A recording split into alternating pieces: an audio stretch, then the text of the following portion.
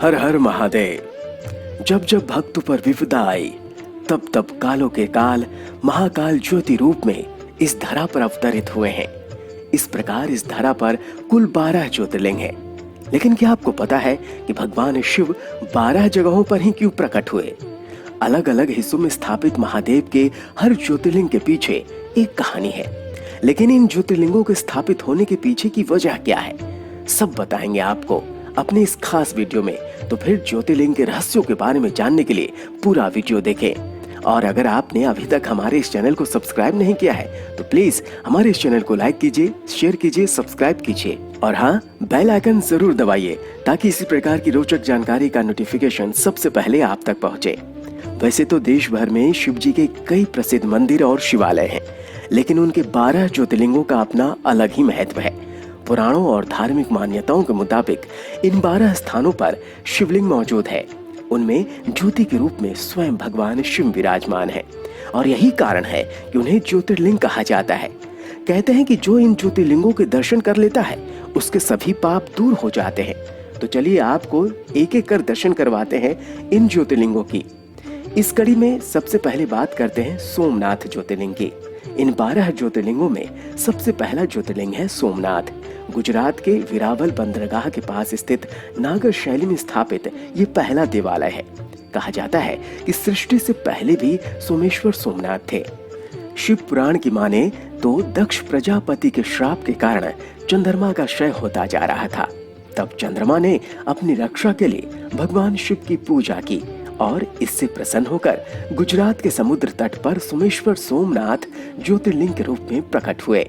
सोमनाथ के बाद बारी आती है मल्लिकार्जुन ज्योतिर्लिंग की, जो दूसरे स्थान पर है।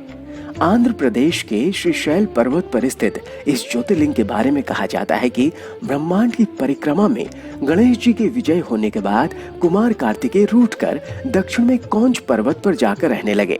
कुमार कार्तिकेय को मनाने के लिए भगवान शिव और माता पार्वती भी वहां पहुंचे।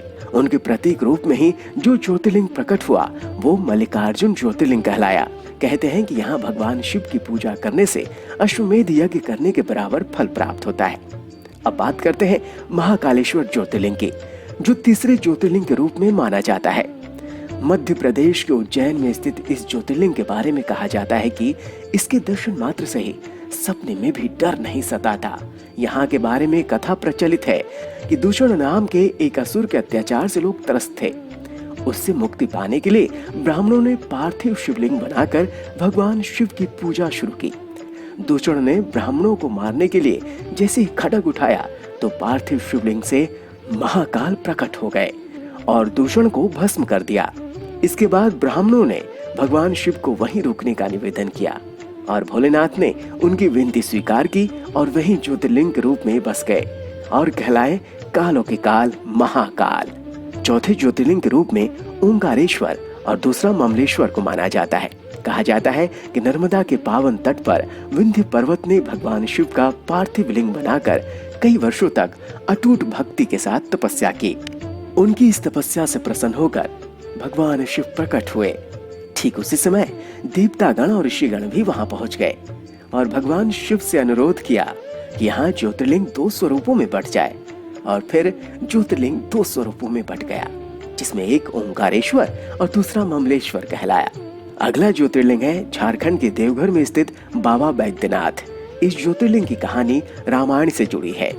दशावतार भगवान शंकर को प्रसन्न करने के लिए हिमालय पर तप कर भोलेनाथ को प्रसन्न किया और वरदान में लंका चलकर निवास करने का वरदान मांगा।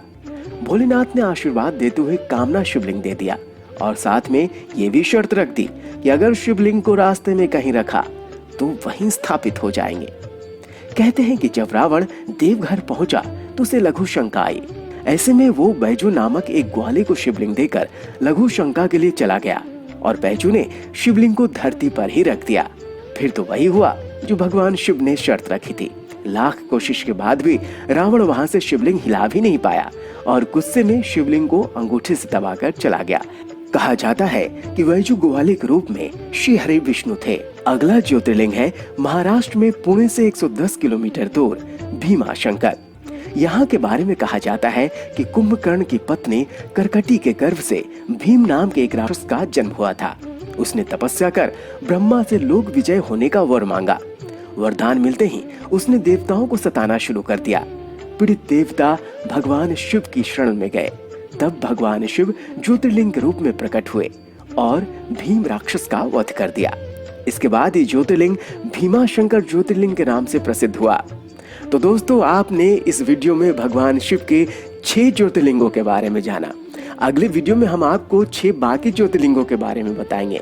पूरा वीडियो देखने के लिए धन्यवाद और इंतजार कीजिए हमारे अगले वीडियो का, ताकि भगवान शिव के 12 ज्योतिर्लिंगों के बारे में आप पूरी जानकारी ले सकें।